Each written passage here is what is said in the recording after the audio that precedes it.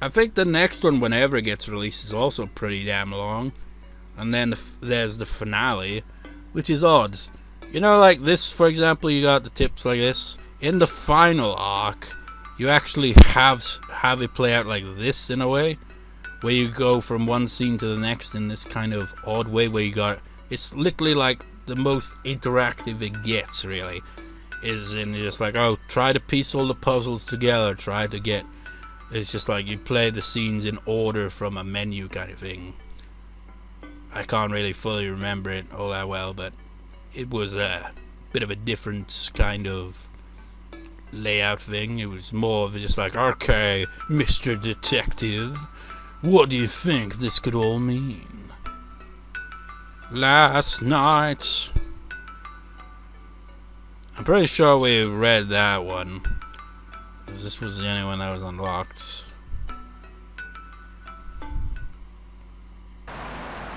The 17th year of the era, early summer AD 2005.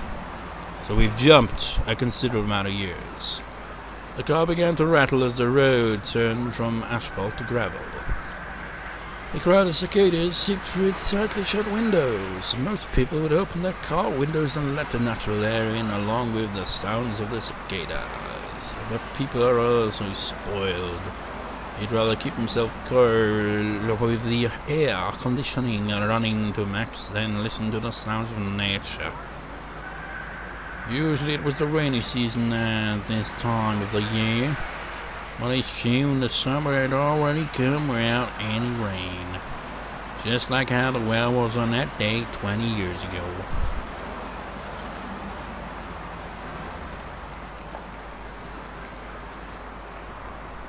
I can't tell who's bloody speaking. I just assume one of them's gotta be Oishi.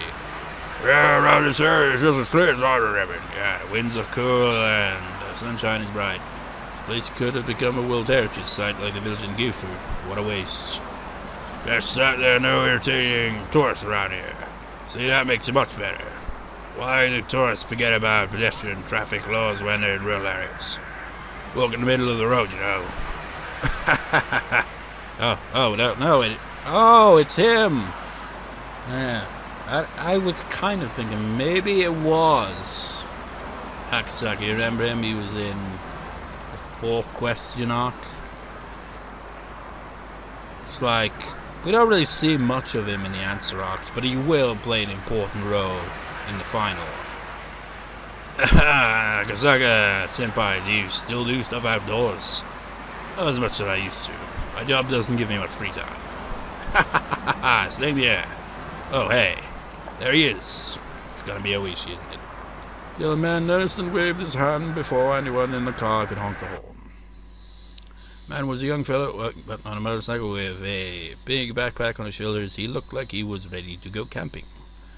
Akasaka and his partner stepped out of the car and shook hands with the young man. Yep, man, it's good to see you again. Yo, how have you been lately? Well, I hope you can take it easy today. This is Akasaka senpai. He took care of me back in college. Hello, my name is Akasaka. Wish he was supposed to come today, but he had to go for a medical checkup at the last minute. Anyways, it's a pleasure to meet you. It's an honor, sir. So Akasaka senpai, where shall we go first? I don't even know who the hell's who. Nobody's got a portrait.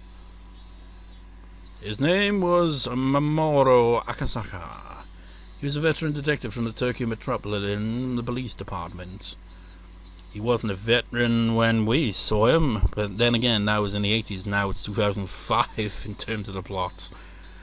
Just like, what a jump in time. Despite the fact that he was close to his retirement, he hadn't lost his clear instinct and sharp eyes at all. Those eyes shadowed the confidence he'd built through many risky experiences. He had a well-built, muscular body and fearless aura. He must have fought against many violent criminals. Kind of think of it, he's gotta be long retired by this point, isn't he? He was obviously like near, like a couple years away at most from retirement, and I was taking place in the freaking early mid-80s, man. His connection to enemies there went back almost 30 years, all the way to 1978. So if you didn't watch Higurashi or played it yourself, then you're probably kind of like, what you're talking about here, Akasaka man? Well, go watch that one or play it yourself. It's on Steam, manga games site as well. Though it's 18 plus, not safe for work, you know. But yeah, he was in the Public Safety Division in the Metropolitan Police Department. He came to Hinamizawa to investigate the kidnapping case of the grandson of the guy, the then Minister of Construction. There he met Higurashi and Rika Furude. Rika Furude predicted her own death. See? I didn't say anything because I didn't want to spoil it, but that freaking happy ending. Yeah, it got shat on. It's just like, it's completely negated. It's like, fuck, you just can't catch a break. Akasaka regretted for the rest of his life that he couldn't save that little girl from her fate.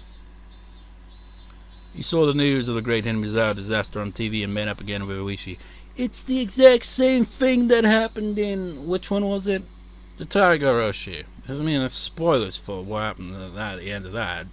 Exactly saying that, but you know, it's the same thing. We see this play out in that, in more detail. It's just like, you just can't win, man. They pledged to uncover the mystery of both the cruel fate that fell upon little girl and a series of mysterious deaths in Mizawa. Technically, it was also in Himatsubushi as well, because it went over there as well, didn't it? The Great Hinamizawa disaster.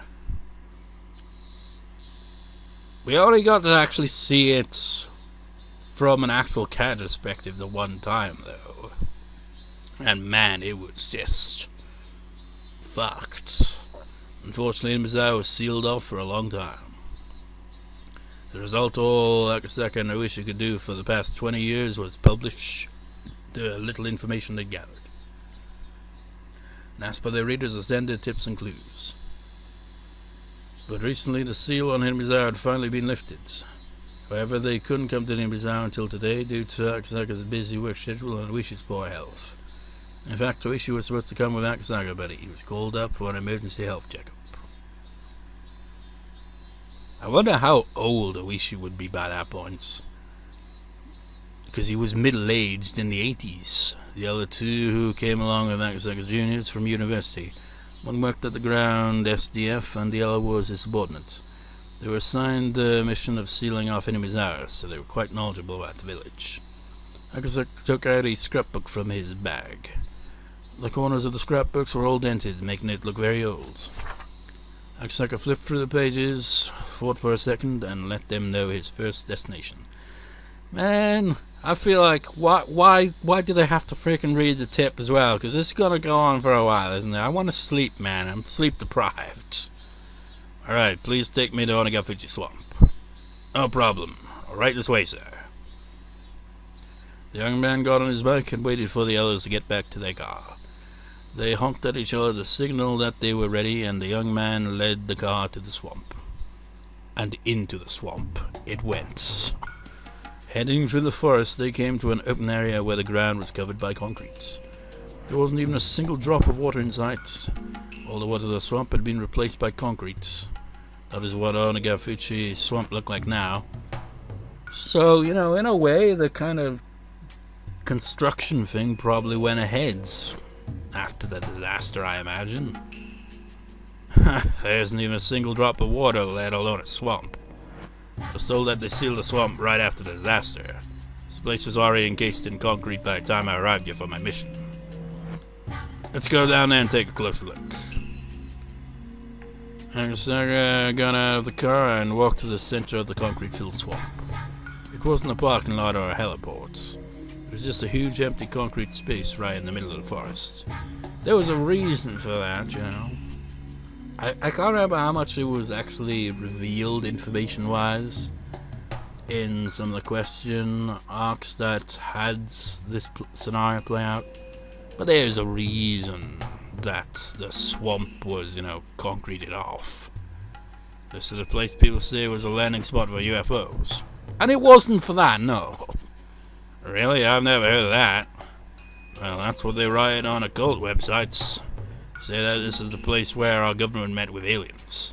I can't blame him for such rumors, though, because an empty concrete space in the middle of a forest sure does look weird. Volcanic gas erupted from the swamp in June 1983. Yeah, this is why. The deadly mixture of hydrogen sulfide and carbon dioxide engulfed and destroyed Higurashi in a single night. The village was sealed off and the SDF covered the swamp with concrete.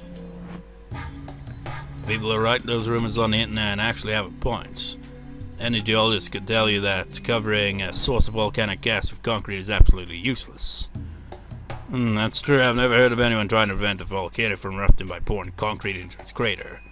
I don't think that would work. I don't know. I'm not very, knowledgeable in geography and all this. I don't think that would really do anything to stop the volcano, On the other hand, our country is known for wasteful construction using the taxpayers' money. Lately, people who love things like supernatural phenomena and UFOs write on the internet about the Great Higurashi disaster. Like, oh, that's a thing, isn't it? It's like they didn't reference the internet in the main plot because it took place in the 80s. Internet wasn't really a thing then, and, well, internet's been around for quite some time, but no, it didn't really start to kick off until the turn of the century. I mean, it was kind of there in the 90s, but it wasn't really all that, really. It wasn't until it's like turn of the century. Then it was like, oh, shit's gonna go technologically advanced, motherfuckers. It's well known by now that the cause of the disaster was an eruption of deadly volcanic gas from a magma chamber. You know what? I just picture, just like, well, no, they wouldn't really, would they? Was YouTube around in 2005? It might have been. I think it might have started around about there-ish, maybe. I know it was around at least from 2006. I don't know. But then I thought, the Japanese, they've got their own site, but kind of like YouTube, but it's like I'm just trying to envision, essentially, like someone, like an urban explorer in the early days of, video websites like that, just like, alright, okay, we're going to urban explore the remains of enemies now, catch it on camera, gonna upload it to YouTube, whether it exists at that point in time or not. It's just like, the world must know the ruins of this place. Where am I? I forget. The cause of the disaster was an eruption. The cause of the disaster was an eruption of deadly volcanic gas from a magma chamber.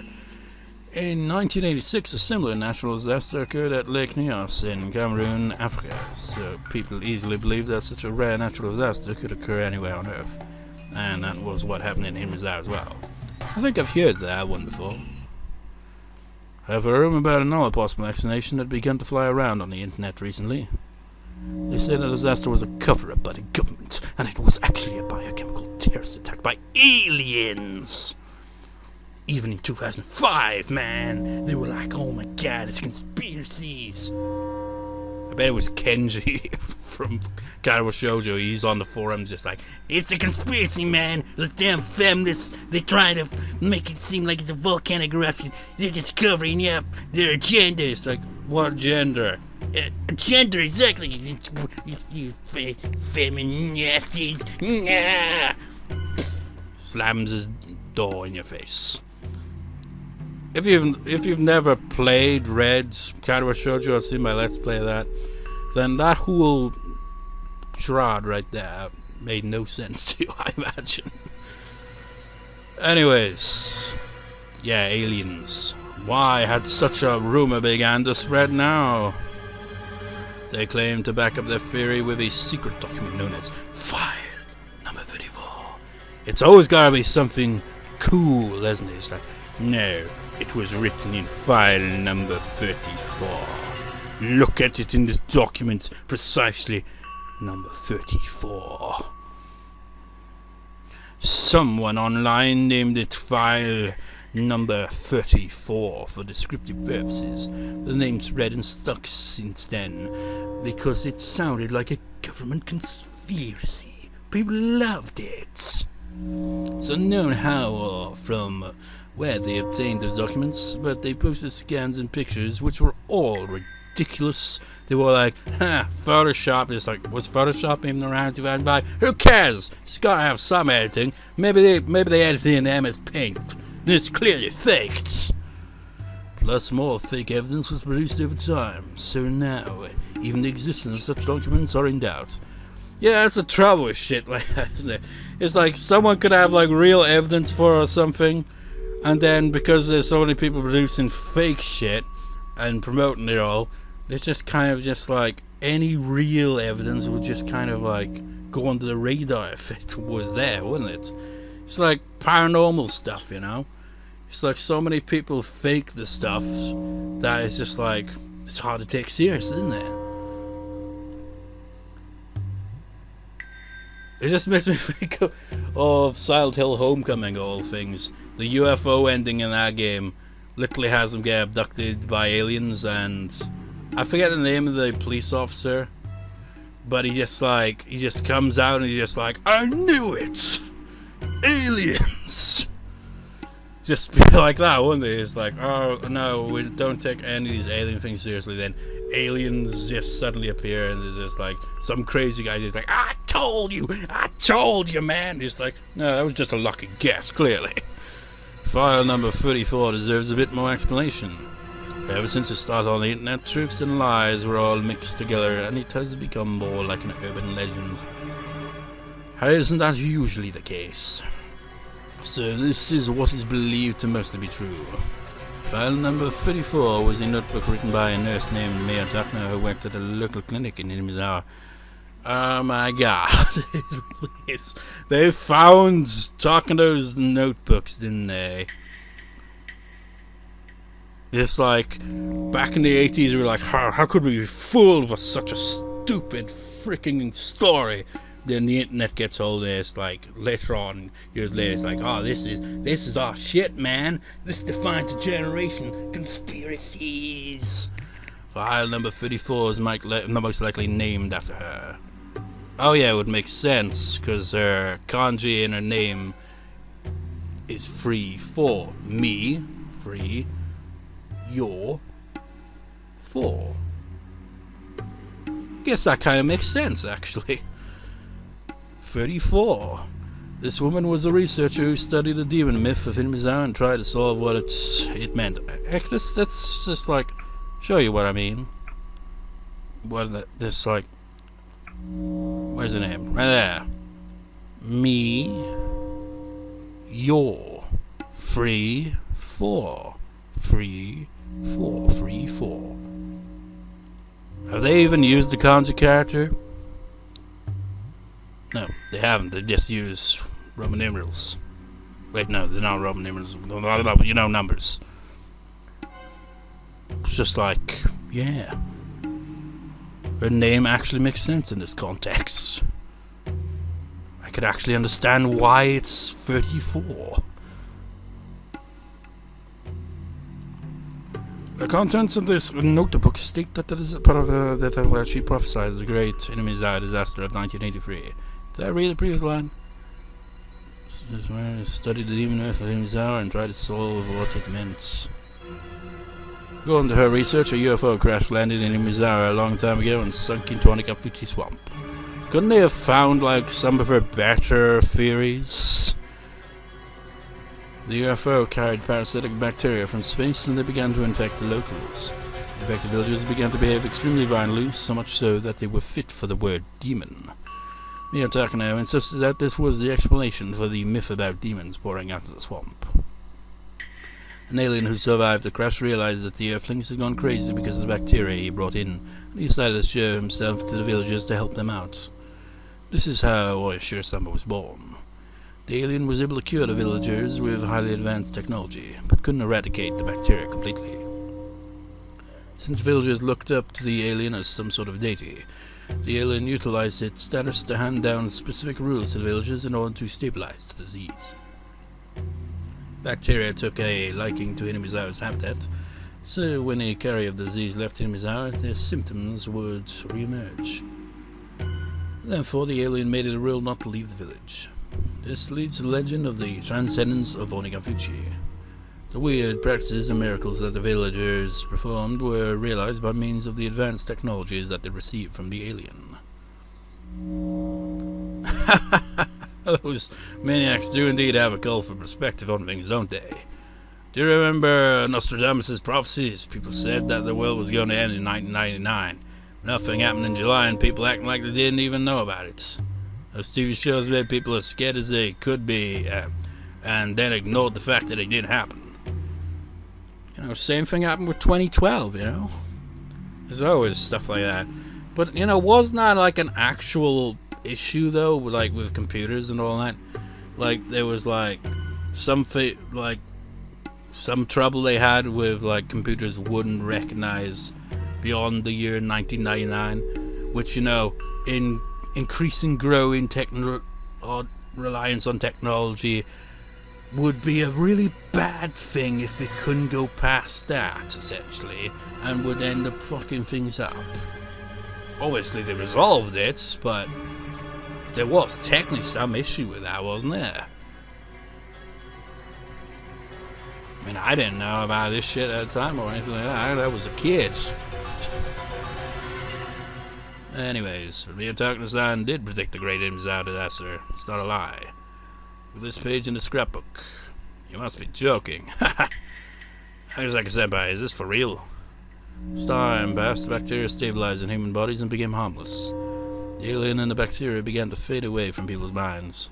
However, the alien has lived on for hundreds of years with the protection of the three families. It still lives on as the spirit of a deity in the secret temple of the Friede Shrine. The alien manipulated the bacteria living inside the villagers and maintained control over them for hundreds of years. The alien wanted to regain its power and started researching how to bring back the lost powers of the bacteria, etc., etc. Things get much stranger from here. People say the disaster was actually part of the aliens' plan to conquer the entire Earth by spreading the reawakened bacteria.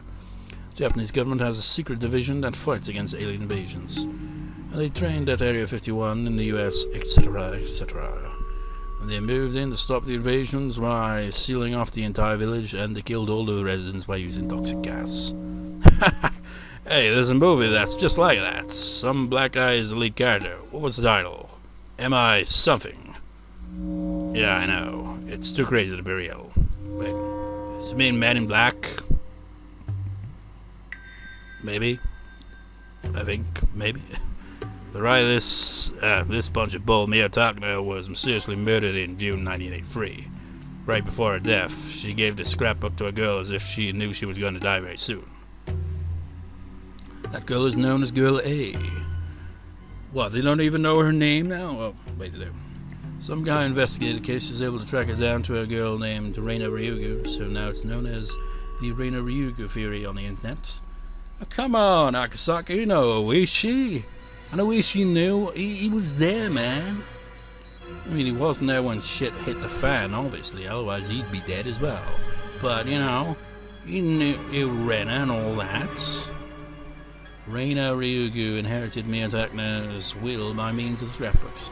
She tried to fight against the planned invasion by holding the school hostage and demanding the local police uncover the aliens' plots. Yeah, I read that. I said I read that. Of course, no one believed her, and they assumed she was in a state of paranoia. Back then, people assumed that Reina Ryugu took Miyataka's delusions seriously and was motivated to commit a poorly executed crime. So it's kind of like it's playing off. It's just like, oh shit, maybe Reina was right. When she held the school hostage, Reina Ryugu told local police that the alien was controlling the three families, and it was plotting bioterrorism on a massive scale. And the very next day, the Great Imzao disaster occurred. You gotta be kidding. Couldn't it be just a coincidence? I don't know. According to people who believe it's not just a coincidence. There are many inconsistencies in the SDF's immediate sealing off operation. Finland's swamp with concrete is one example. Several of the SDF soldiers on duty at the time testified that some people were conducting secret investigations outside the usual geological survey before the area was closed off. Of course, those who think it's just a coincidence say that researchers simply took precautionary measures to keep unauthorized people out of the area. I have to agree with the latter people. People also question why they sealed off the village for such a long time. After this volcanic gas eruption, Miyake Island was only sealed off for 4 to 5 years. What happened in Mizawa was an exceptionally rare natural disaster, yet it was sealed for over 20 years. And then the residents of Miyake Island returned to their home island faster than was originally intended because they had requested so strongly. When I get to Mizawa, there was no residents alive who wished to return in the first place. Perhaps the government took their time until they were absolutely certain that it was safe. How about this one? The SDF members who were on the mission to seal off Mizawa had their blood samples taken periodically. Some of them were discharged from the mission without any explanation after the results came back. Some believe that they were using the members of the SDF as human test subjects to see if they got infected or not. I think they were just checking up on the members' health conditions since they were in the area where the gas disaster occurred. Besides, normal businessmen also take annual physical checkups, and they have their blood samples taken there as well. Yeah, I understand your point too, but I have another interesting theory. There are some people who believe that there was no gas emitted during the so-called Great Mizawa disaster. No volcanic gas? What does that mean? Basically what it's saying is that there was no volcanic gas and it was a sort of government cover-up. It's like in the Spielberg movie, you know, the one where aliens make contact with UFOs. Be a bit more specific. I think he's probably done a few more than just E.T., I'd imagine, but that's possibly what he's referring to, right? I mean, at least you can refer to him by name, I suppose. See, that's exactly how maniacs always explain things. What kind of basis do they have to say that there was no volcanic gas emission? Well, a bunch of those maniacs came to Mizawa as soon as the seal was lifted. According to them, the hydrogen sulfide in a volcanic gas should have caused some erosion to metallic objects and major damage to the wildlife. However, they found no such signs of disruption, which led them to claim that it was no volcanic gas to begin with. This village was abandoned for 20 years. I doubt that they could find anything anyway. Well, that's the thing with the internet, you can't believe everything you read on it. Higurashi-senpai, please don't tell me you're buying these stories. At first I didn't, but lately I'm beginning to think that there might be some truth to them. You believe in UFOs? Oh, come on. Well, what if the scrapbook is the real file number 34? Huh? The scrapbook is the one that Reina Ryuga possessed when she took the school hostage on June 25th, 1983. It was assumed to be lost during the confusion of the disaster. Ueshi-san's old friend was able to locate it in an evidence storage at the prefectural police headquarters. Back then, Ueshi thought Reina Ryuga was delusional, but after reading this again after the Great Mizawa disaster, some of the content seemed to hold vital clues. It's not the alien part that's what he was interested in, but a theory that an endemic disease of parasitic microbes in Mizawa was responsible for the curse of Oishiro-sama. Of course, there's no proof that such microbes existed, so it still remains at a theoretical level. Ueshi-san says that the three families might have been researching how to bring back the original deadlier microbe in order to revive the religious devotion the villagers used to have. The Great Mizawa disaster could be an experiment that went wrong. This theory is also based on the theories and myths he found on the internet. Villagers' clinic's chief doctor died mysteriously right before the Great Mizawa disaster. A girl, Rika Frida, was brutally murdered on the night Reina Ryuga took the school hostage. There could have been an underground research lab beneath the village clinic, and Dr. Irie could have been forced to do microbiological research, but he couldn't live with his own sins and committed suicide. Rika Frida could have been brutally murdered in a sacrifice for some sort of ritual ceremony in the name of Oishiro-sama's revival. However, the experiment went wrong.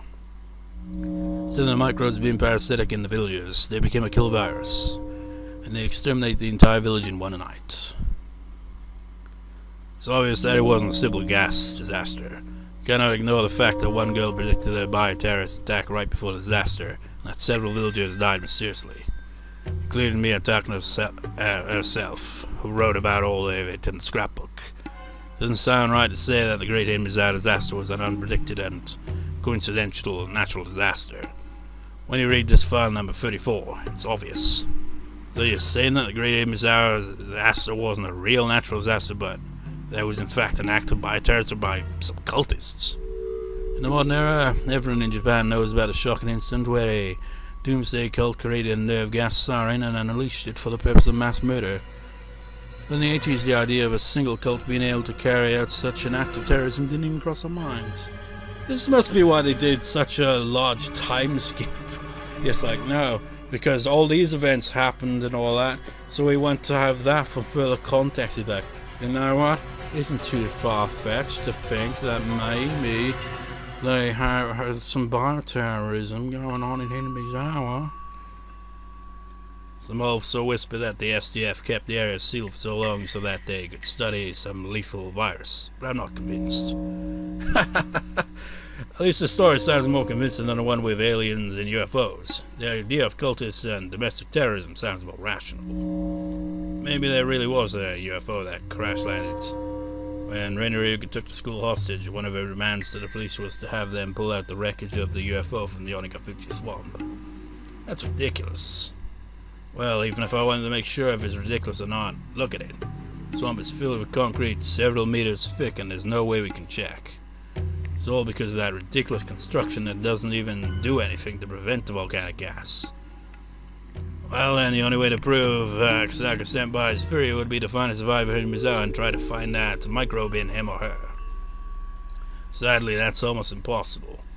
After the Great Mizawa disaster, some survivors were subject to a witch hunt.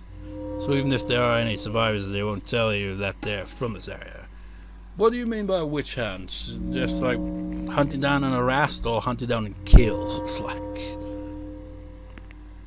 And after the disaster, some people who were from Mizawa started displaying erratic behavior. When they started dying mysteriously and committing suicide in strange ways, people got scared of them and chased them out of their neighborhoods. The government was practically useless in protecting their privacy at the time. So the former residents of Mizawa lied about where they were from and have kept it that way since. Now it implies there were at least a few survivors, but it's probably not going to list them all, is it? That case is a dead end. It's my duty as a cop to keep trying. There's enough circumstantial evidence to say that the Great Mizawa disaster wasn't a natural one. If I could grab a hold of one piece of concrete proof. Get it? Concrete? No, I think I could start reeling in the truth behind all this. Yeah, but it's been over 20 years. The truth might be lying somewhere very deep in the darkness. That's true. I might not find any answers. It's already the 21st century. What happened in Mizawa in June 1983? The only factual evidence that I had was that Miyotaka mysteriously died and left a scrapbook predicting a bioterrorist attack. A young girl took a school hostage to make people listen to this prediction, but no one took it seriously. The chief doctor of the village clinic committed suicide. People believed that little girl, Rika Furude, was a reincarnation of Aishiro-sama, and she was brutally murdered. What was the truth behind the scrapbook? Was it written to reveal a huge conspiracy? Or was it just a bunch of delusions written by an occult maniac? If the contents of this scrapbook were true, the disaster could have been avoided if we had heeded the warnings of one girl. If they weren't true, then who created the disaster to follow the scenario of the scrapbook? After the sarin nerve gas incident, the words mind control came into the spotlight, in contrast to brainwashing, which can easily force a person to commit certain acts in the short term. Mind control takes a long time to gradually make a person believe that what he or she must do is the right thing to do, and to act upon it as if it were his or her own idea. It's a form of character alteration, which is far more serious than brainwashing. The cult behind the sarin gas incident induced fear and anxiety into its members through its revelations of doomsday. At the same time, they ordered them to do certain things as a means of salvation, and that had them do so voluntarily. The formula was quite similar to how Reina Ryuga became a puppet of file number 34. So does that mean that Reina Ryuga was mind-controlled by someone? Does that mean that the cult that mind-controlled her tried to cause the end of the world in order to increase the credibility of the teachings, just like the other cult did? Would that make file number 34 some sort of religious textbook for them? When I lose my grip on what's true and what's not, it sometimes makes me feel that someone might be laughing in amusement at this disaster. The scrapbook was like, a script? Holy shit, it really was! It was a book! It was a script for a tragedy that makes the lives of thousands of villagers in one night. It was a script for demons who laugh at that loss of human life. Damn you, Rikishi 7! Rikishi! I think he's the guy who wrote it. Someone wrote the script. Someone performed it. Someone watched the show and laughed. Damn it! What the hell happened to him is out in June 1983? Well, we saw what happens. Well, we didn't, actually. We didn't see how the disaster happens. And the one time we actually did see it, it was technically towards the end of it, so it already kicked off. Achievement unlocked, Detective Tsumihoroboshi. Well, finally, I can freaking stop recording and get some sleep. Oh, man. You know that feeling where you've been up for so many hours, you get that extra boost of energy that isn't really an extra boost of energy. It's like, oh man, I'm knackered. Why did I decide to record under these conditions? It's like, oh, I'm knackered. Oh, I know, let's record. I guess that's that. I was expecting a bit more from that, honestly. I think I might have just been remembering wrong. Or maybe I don't know. Because I was thinking maybe Rena was going to be, you know, there, or reference to still being alive or something like that. Because I think she might have been one of the ones who didn't actually die in the events of the great disaster. Similar to how, you know, survived in the Higurashi, you know. I was expecting something a bit similar-ish. But it's been years, so I guess I just forgot. Or maybe, I don't know. So we just got a staff room left, and I'm going to save that for another day. And when I do eventually get to that, I will also, you know, make my own all-cast review session, because the Ants Rocks don't have those. They just have the sit-down interview, where Rikishi 07 here pretty much just like, well, thanks for purchasing this lovely novel that I wrote. We worked very hard on it. Hope you enjoyed it. These are some things we had in mind when going for this and that, and, you know, technical babble, meme, and you hope you enjoyed it, kind of thing, rather than, you know, like the Question Knocks that the all cast review session, where you had all the characters on screen just like acting all casual, just like, you know, like actors getting together, just like discussing. It's like, oh, that was a interesting story, kind of like, you know, well, I've said that was the inspiration for the After LP talks that I do. I've been doing those for a few years, well, quite a few years now, most years since I've been recording, making videos and all, you know. But that was the original inspiration, was that. So yeah, don't know when our part will be uploaded, the final part for this.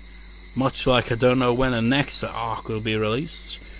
Because, you know, doing the all cast review session myself require writing a script and then voice acting it and putting it all together myself, you know, putting the background, getting the backgrounds, and then putting each character's portrait in place when they voice acted, and, you know, adding in music that fits the scene and all that, to kind of seem like it's pretty much like, you know, the all cast review sessions were in the Question Knocks, essentially. But I have to make them myself. But anyways, I need some sleep. So, we'll do all that shit next time, I guess. So see you next time, viewers. See you next time.